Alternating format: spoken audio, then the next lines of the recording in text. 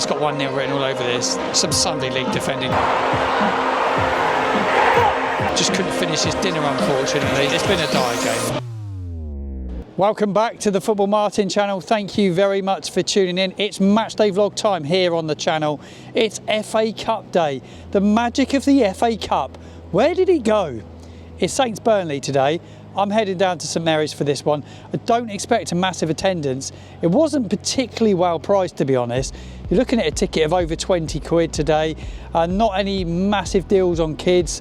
The whole of the Kingsland stand is closed. Southampton have been in pretty poor form at home, let's be quite honest. Burnley, though they're third in the championship at the moment, they're not scoring loads of goals. They're not letting loads in. They have one of the best defences in the division, but they don't score a lot of goals. They were on the south coast a week ago at Fratton Park taking on Portsmouth. That ended up 0-0. I don't expect it to be the most exciting game ever. Come with me in my matchday vlog as we head to St Mary's. It's a horrible day here in Southampton, by the way. I've just got a few statistics that I was going to give you before I get down to St Mary's as I'm wandering along. Looking at this one, Southampton have only won 2 of their last 11 against Burnley. They were Premier League matches, and both those wins for Southampton come in the 2020-2021 season. Only 2 previous meetings in the FA Cup. One of those being in 1908, another one being in 2014. Southampton were victorious in both of those fixtures, winning 2-1 away in 1907 and 4-3 at home in the third round in 2013-14. Saints, though, they've won 8 of their last 10 matches in the FA Cup. That's at home, lost just the 2. Winning the last 3 matches, get this, in a row at St Mary's, all by a +3 margin. I don't see that one happening today, do you? But you never know, but I don't see it happening. Right, let's get going. It's raining. I need to go and get a little bit warm, go and grab a cup of tea and warm up. I've had a rough week this week. I've actually been quite unwell this week. I spent 2 days in bed, not being particularly well. Don't feel 100% today, but I wanted to bring the content. I wanted to keep the match day vlogs going, and I hate missing football games. I look forward to it all week. It's a big part of my life, so have to be there. Can't miss out. You just can't miss out, can you? Are you like that?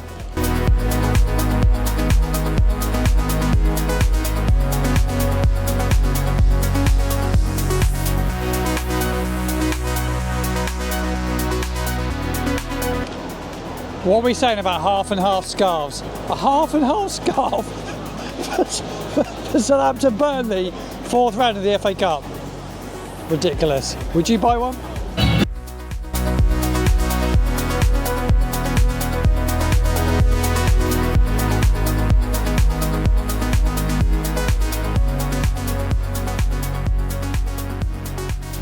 Well, team news is in. 3 changes, goalkeeping change, not surprised at that. Ramsdale did suffer with an injury a couple of weeks ago. Alex McCarthy comes in, he'll be more than fine for today's game, no doubt about that. I reckon Manning, who's come in, he'll play left side centre-back. You would think back 3. Front 3, Dibbling, Silamana's in as well. Mateus Fernandes, I reckon they're playing the front 3. I would say that's pretty strong. Just seeing Adam Armstrong scored on his debut today for West Bromwich Albion. Found his level again. I spoke about it a bit on the channel this week. For those of you who've not heard it, I think he'd do well for them. I'm not convinced he'd come back though. I'm not sure the hunger and the belly to come back and do it again here. Just not convinced by that. I just think this will probably be it for him at this football club. Look, let's wait and see. Get involved in the comments box below your thoughts on Adam Armstrong.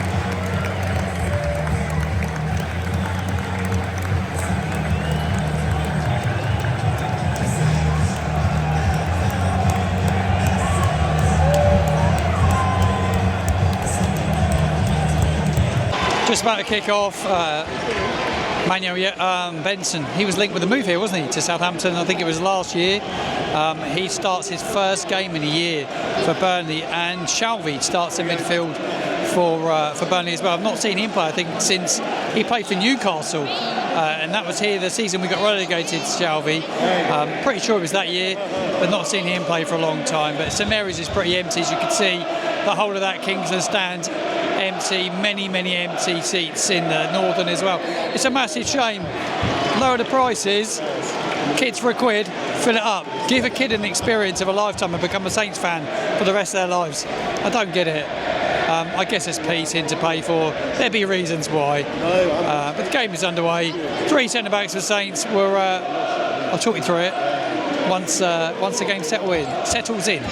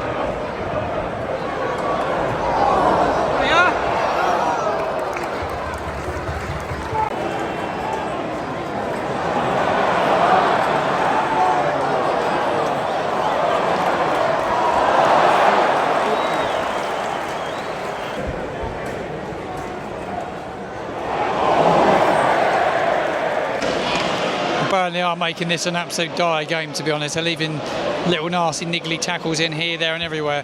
But Manuel Benson's just had the best chance of the game, straight down the middle of the goal. Alex McCarthy saves it. Saints did have a chance with Ryan Manning, who couldn't get a shot off. It hasn't been a very good game. They're a pretty negative side, to be fair. Saints playing without an out-and-out striker, which makes it really hard. Loads of offside calls. Silamana was nearly in there. But yeah, loads of offside calls from Saints, because they're just not playing without an out-and-out 9. Mateus Fernandez is playing quite high. Silamana in with him dribbling, getting forward when he can, but we haven't got Tyler dribbling in the game at all yet. But big shout out to James Bree. He's massively stepped up in recent weeks. I think he's playing really well. He's having a fairly good game against Benson as well, because Benson on his day is a very good player. Oh, good ball. Oh, lucky.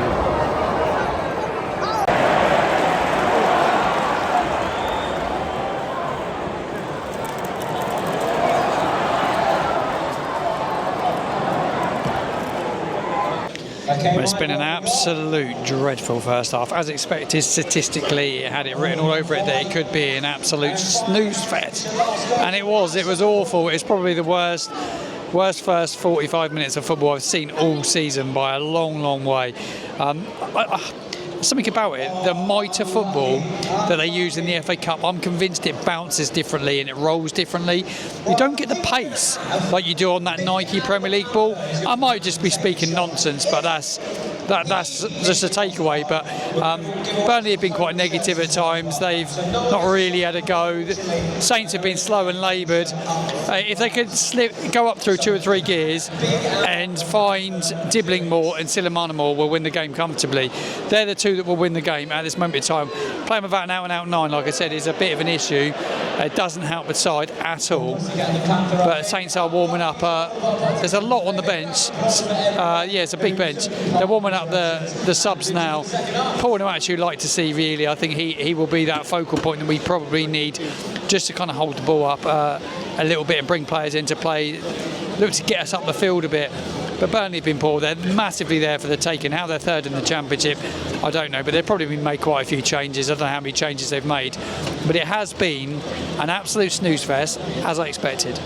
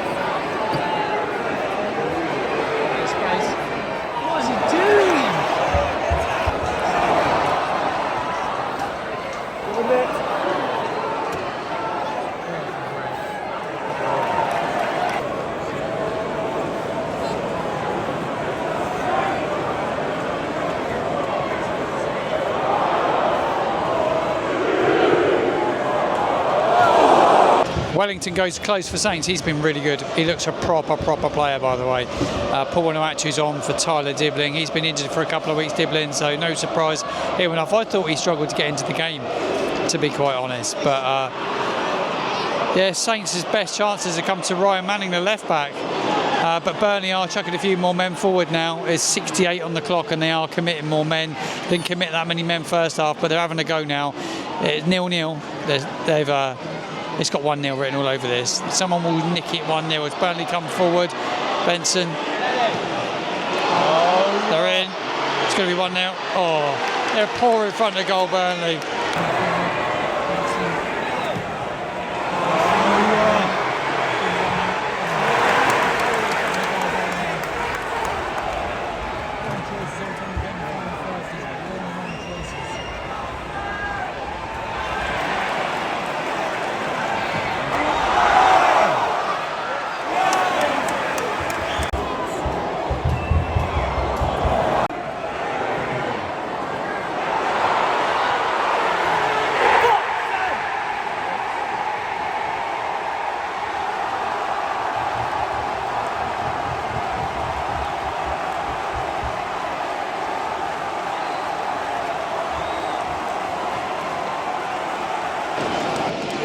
Some Sunday League defending going on right in front of me in this chapel stand as Southampton concede to a Burnley side that made 8 changes, I think it was. They said they made 7 or 8 changes.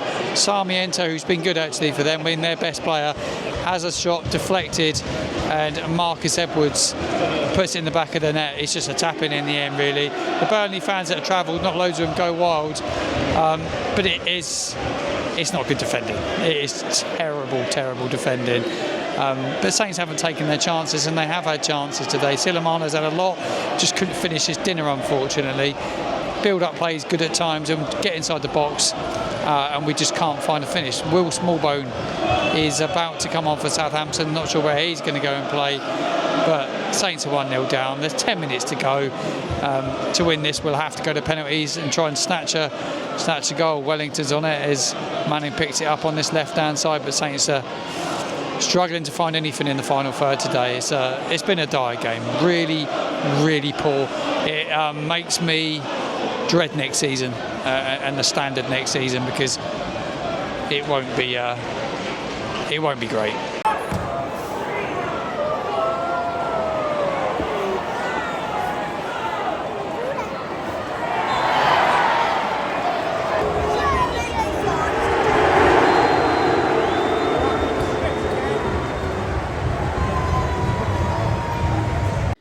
Right, end of the match day vlog. I'm doing it from home because I'm so freaking cold. I am so cold. Final thoughts on today's game. Fair play to every single one of you that spent money to buy a ticket today, because that was the worst game of the season. It was a really poor game. In terms of game, it was poor. It was the worst game. Yes, we've been beaten 5-0 at home. You could say, oh, there's been worse games. They're performances. There's been worse performances. Far worse performances. That was a better performance than what we've seen in some other games this season, i.e. the Spurs game. But in terms of the overall game, I didn't think it was very good at all. They were negative. They put men behind the ball. And as the game went, it was obvious what they were going to do. They were going to commit men more because they're good at defending, and they're always going to sit in 0-0. And you get to late in the game and you can start committing more players. And that's exactly what they did. And no surprise they nicked it, because Southampton didn't. They just couldn't finish the game off. We just didn't. When you don't play with an out-and-out 9, it's always going to be difficult, in my opinion. Today is a ready-made game for Cameron Archer. Give him some game time. He's not getting league game time. So play him as your 9 today. And I've listened to Ivan Juric's post-match reaction in the car on the way home. And I'm going to react upon all of that in the final word, which I'm going to put out over the next couple of days on the channel. So there will be the final word. And we're also going to talk about the big news from today, really, was the talk around Flynn Downs and what's gone on. I'm going to react to that all in a separate video. I'm going to do a reaction video that's going to go out Sunday, all around Flynn Downs. I will do that tomorrow, and we'll react on what's been said, because it's quite interesting. But going back to today's game, it was a dire game. Saints were out of the cup, which I'm really disappointed in. Really, really disappointed about the cup. I thought it was an opportunity to build on last week at Ipswich. It was a good win at Ipswich Town last weekend. Look, take that and build upon that. And then you take that into the Bournemouth game and then give yourself a bit of a chance. But it's just, you take one step forward and 4 or 5 back. Look, I'm not going to be... I'm not calling the manager out. I'm not going to say he should go. But I thought some of his tactics at times are quite strange. 4 fullbacks on the field. I don't care what anyone says. I'm not sure by it. I'm just not sure by it. And playing without an out-and-out 9 today against a championship side. And people think we're going to cut the championship next season. We won't. That isn't. With this manager, we won't. I'll tell you now. And I'm not saying that he's not the right manager for the football club. I'm just not convinced on him at this moment in time. I'm going to remain... I'm going to reflect upon it at the end of the season, but at this moment in time, the jury's out for me. And those of you say, "Oh, you're talking nonsense," but I'm being totally honest. There were some performances today that weren't quite good enough. Fernandes wasn't at the races today at all. He huffed and puffed, give the ball away a lot. Needed probably a rest today. If there's anyone that needed a rest, it was Fernandes probably, because he's played pretty much every minute of every game. And there was opportunities to give other players a game today, which we didn't see. So, look, that's it. That's my match day vlog at the end. That's my reaction at an end. Next weekend is a bumper match day vlog. We're bringing back the fan cams next weekend. So, full fan cam before and after. We'll get all the reaction afterwards. We're going to try and do a bit with the Bournemouth guys as well. I'm just waiting to hear back from the back of the net guys, but hopefully looking to get them on the channel at some stage in the week as well. So it's a big week here on the channel. Make sure you subscribe to the channel, smash a like on this video, and if you've got somebody that may enjoy this match day vlog, please do share it. Have a great weekend. I'll see you again soon.